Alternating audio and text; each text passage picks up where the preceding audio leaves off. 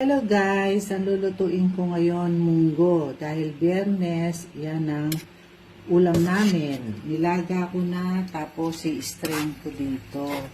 Ganito ang paraan ko para magluto ng munggo. Ni-strain ko para malapot yung sabaw. Mamaya, balikan ko pag gisa. Ayan, nagisa na ako bawang sibuyas at kamatis. Nilagay ko na yung unang munggo na sinala ko. Mamaya yung sabaw.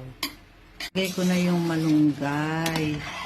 Pinakulo ko na. Tapos ilalagay ko na ngayon yung pinagsalaan ko ng munggo. Ayan. Para lumapot. At hindi magaspang yung lasa sa munggo. Ayan. Luto na po yung munggo. Kain na tayo. Ayan. Thank you for watching.